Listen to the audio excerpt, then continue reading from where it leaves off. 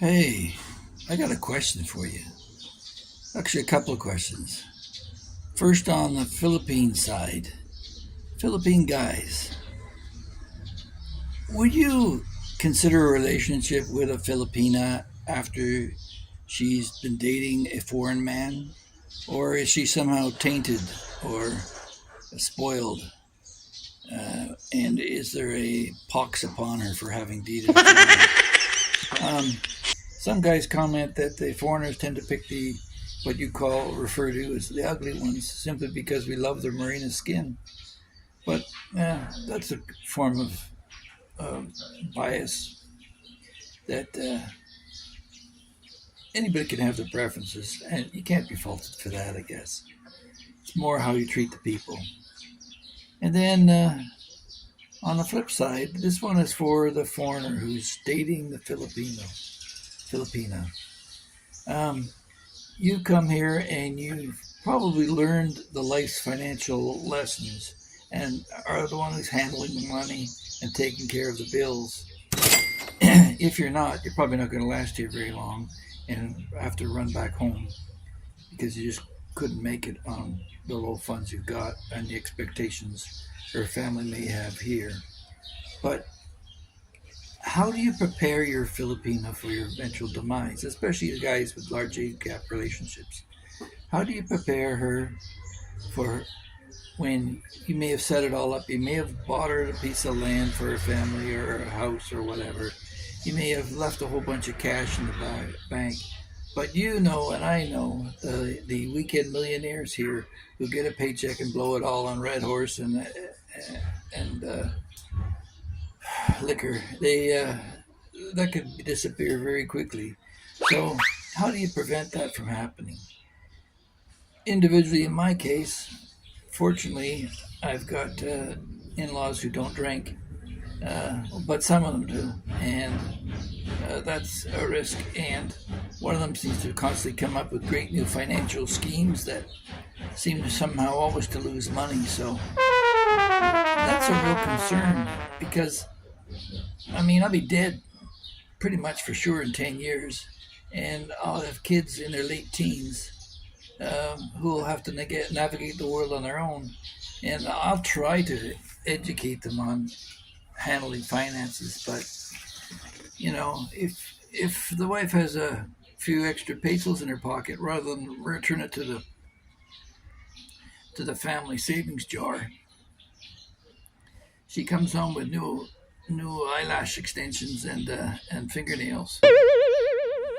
So that's a concern. I mean, being a younger woman, naturally, you got to give her some leeway. I do chuckle though because she comes home all guilt ridden for spending 1,000 pesos, which is what, like $25 Canadian.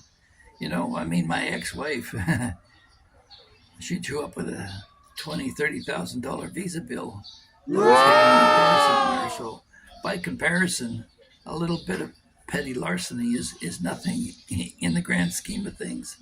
But you wonder how these things can accelerate after you're gone. Are you going to be able to handle that? Or more importantly, is she going to be able to handle it? So it's difficult to train your Filipino to follow a new path and change her habits because the overwhelming psychology of this society is it's more fun in the Philippines. Live for today, forget tomorrow. There's no long-term planning. Life insurance of any kind isn't a big thing in the Philippines. Even the hospitals, they want your cash on delivery.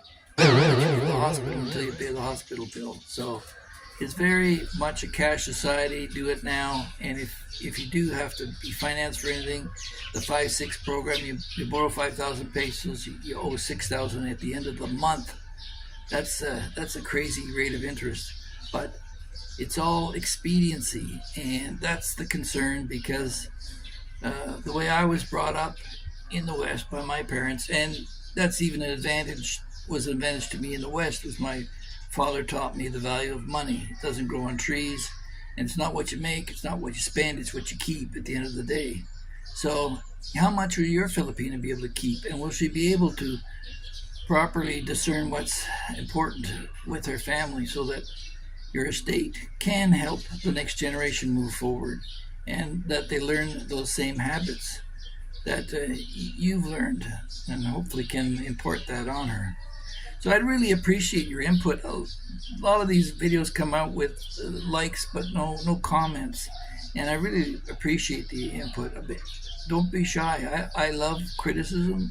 Am I doing something wrong here? Should I maybe look at a trust account through a lawyer here to take care of the funds, and risk having the lawyer exploit the family? I mean, just because you hire a lawyer doesn't mean that they're a good lawyer. My last experience with a lawyer was a disaster, but then it was a good lawyer who pointed out the flaws of it. So yeah, it's a whole new ball game when you come from the West to the Philippines, and that's what makes it interesting. I mean, if I wanted more of the same, I never would have left Canada.